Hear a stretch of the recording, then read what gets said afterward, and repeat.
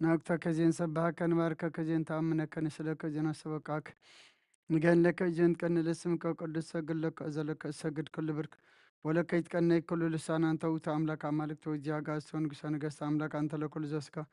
ولو كل هذا نفس نتشوى كان نبك ما مهرنا قدس ولك كن زي بلا أنت مسسب تصلي كما زبلو قدوس قدوس قدوس እግዚአብሔር አምላኽና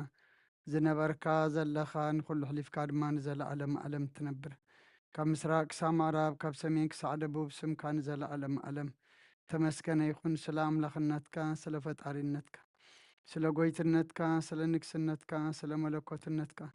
ቅዱስ እግዚአብሔር አምላኽና ነኽብረካ ነመስግነካ ነገልግለካ ንግዛእካ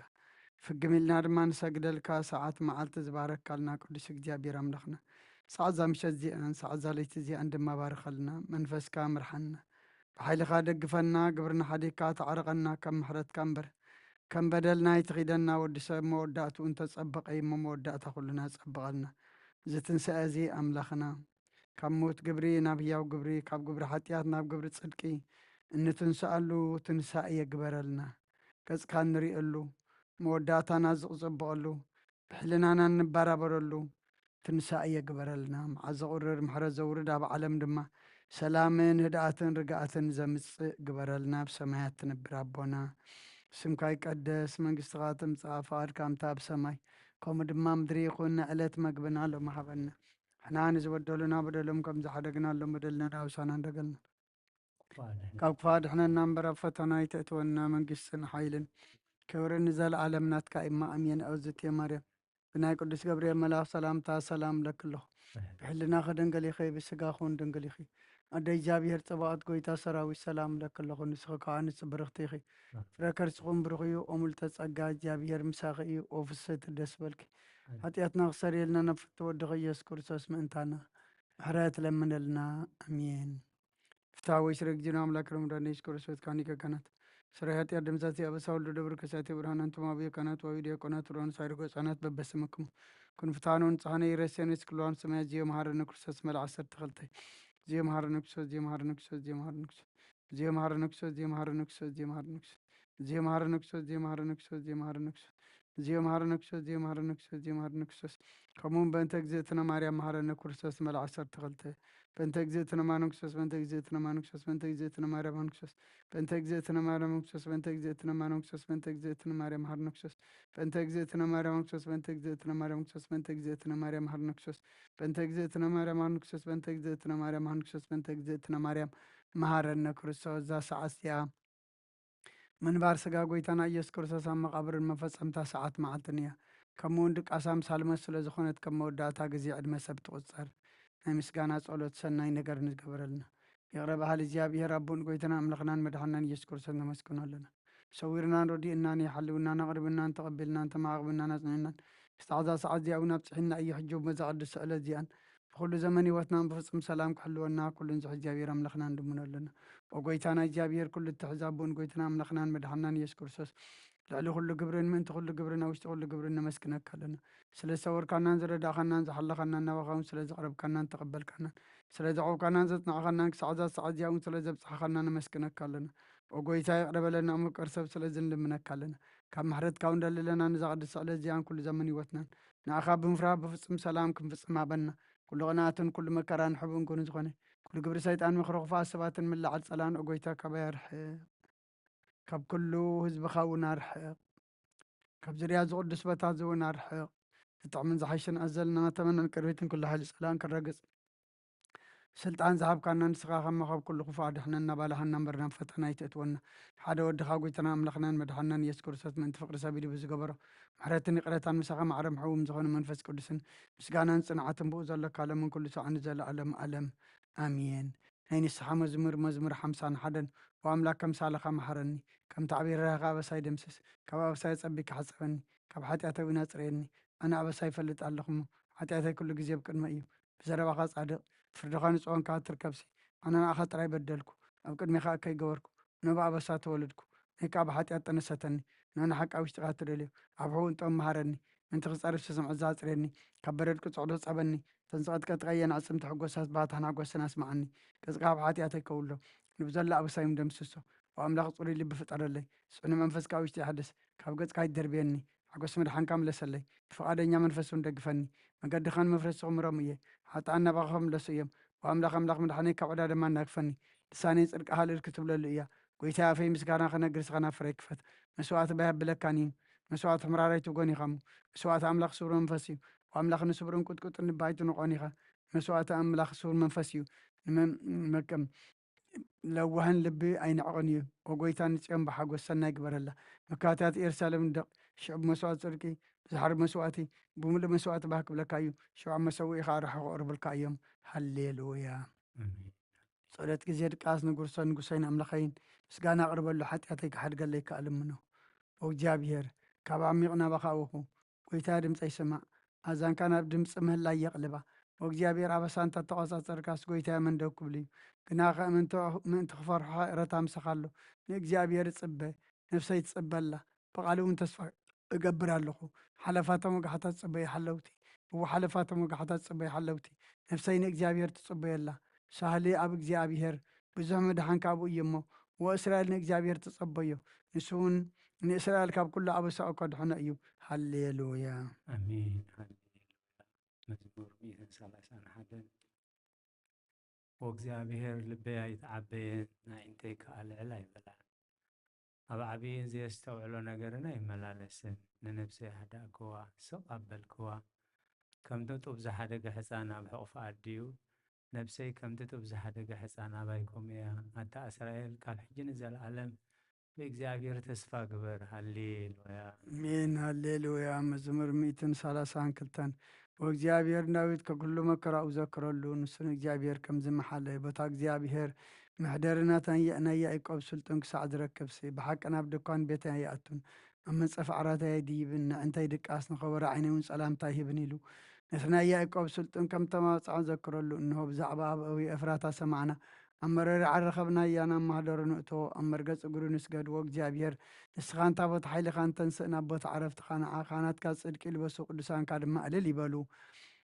ምእንቲ ዳዊት ባርያኻ ኢልካ ገጽ ክቡእኻ ይትምለስ እግዚኣብሔር ንዳዊት ካብ ፍረ ኸርስኻ ኣብ ዝፋንካ ከቐምጥ እየ ውለድካ ኪዳነይነት ዝምህሮም ምስክረይ እንተሓለው ውሉዶም ድማ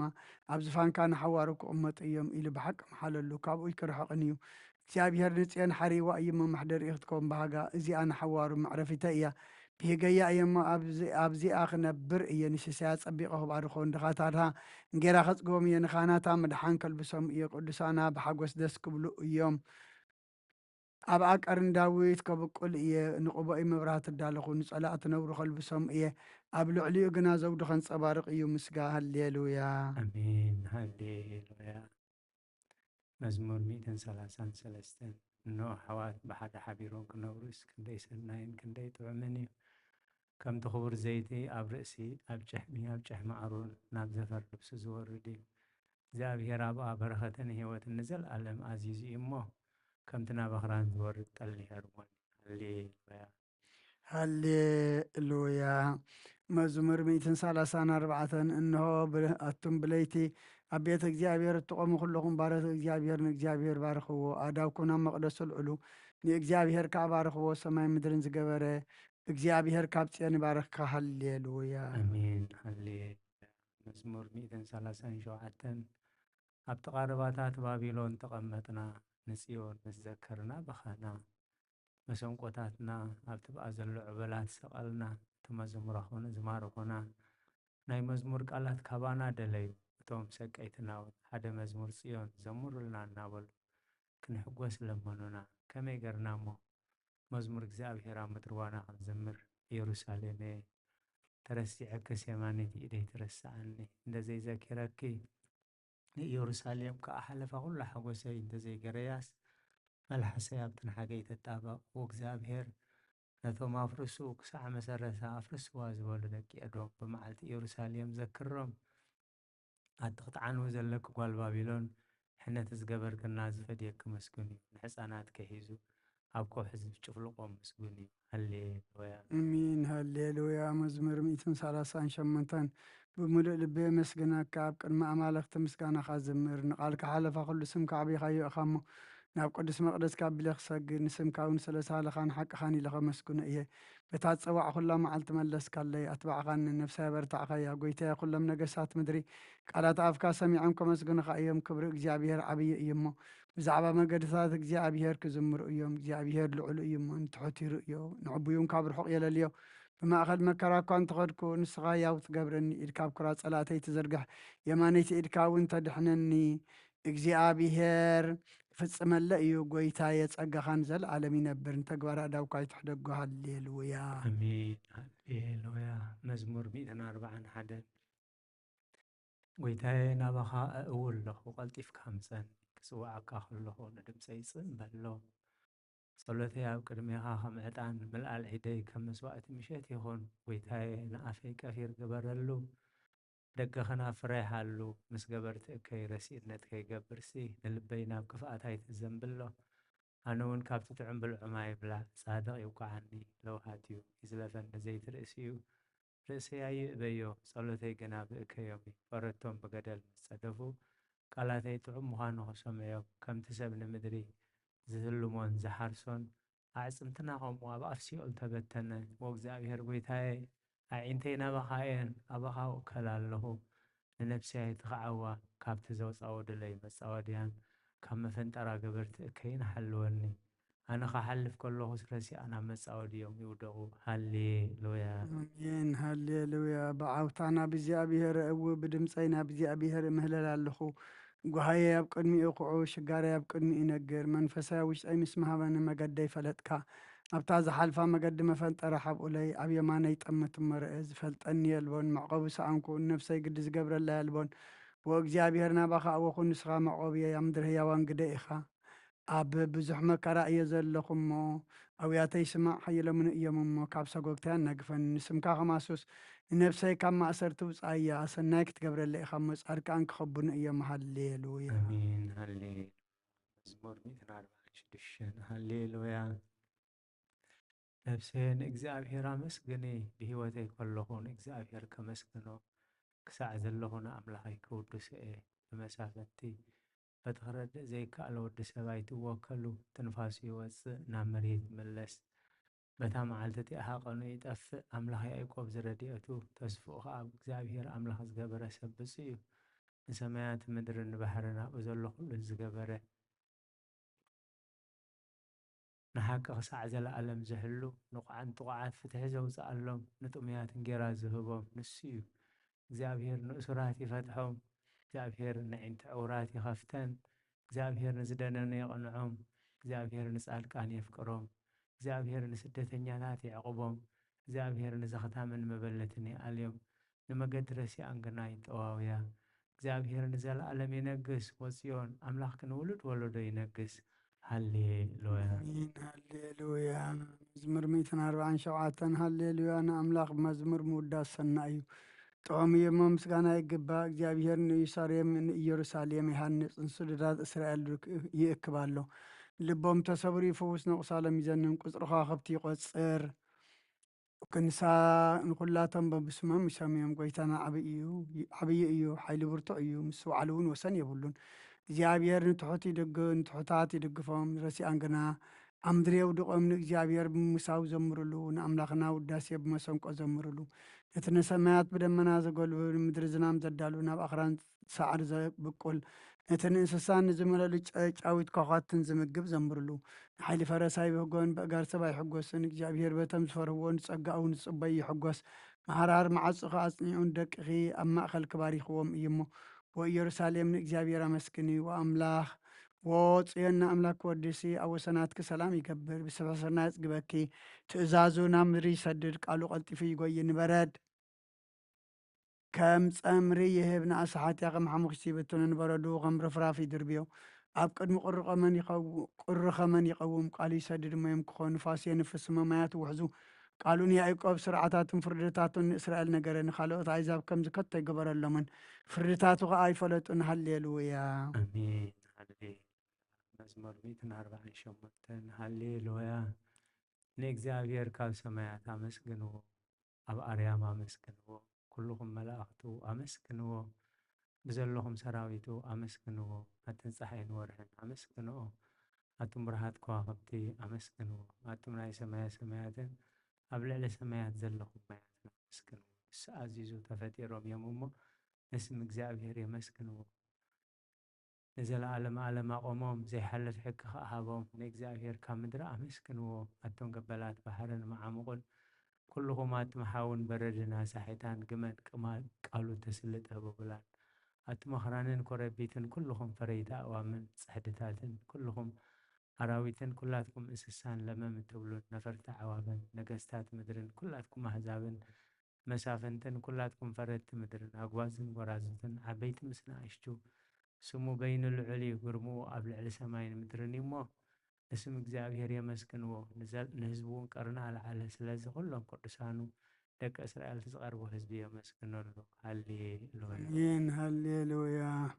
ቅዱስ እግዚአብሔር ቅዱስ ኃያል ቅዱስ ሕያው ዘይመውት ወንጌል ሉቃስ ምዕራፍ 2 ካብ ቁጥሪ 25 ክሳብ 32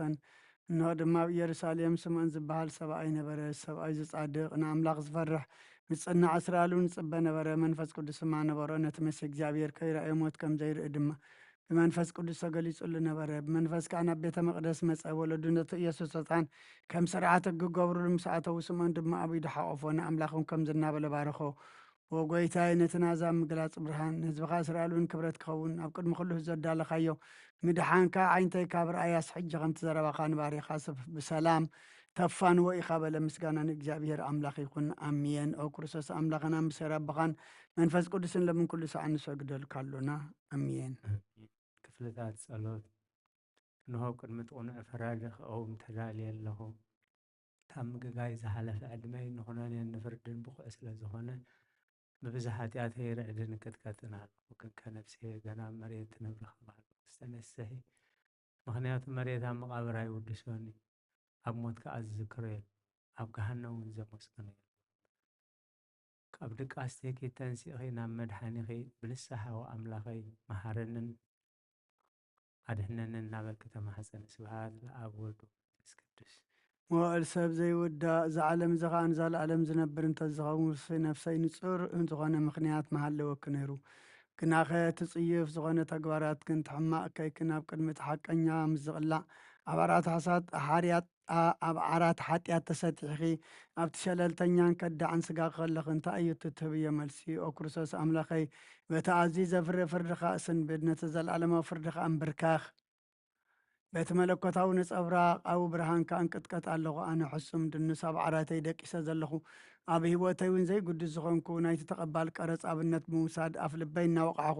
ወኣምላኽ ኣነ ገበነኛ እየ እሞ ይቕረበለለይ ይብላ ኣለኹ። እዝየን ወዘልፈን ወለዓለመ ዓለም ኣሜን። ኦ ንጽሕቲ ድንግል ናብ ባርያኻ ትቕልጡፍ ጽላል ረድኤት ክዘርግሕ ኣዝዩ ሃለዋታት ጠፊእዋ ኣሎ እሞ ናብ ጸሎት ምንቕሕና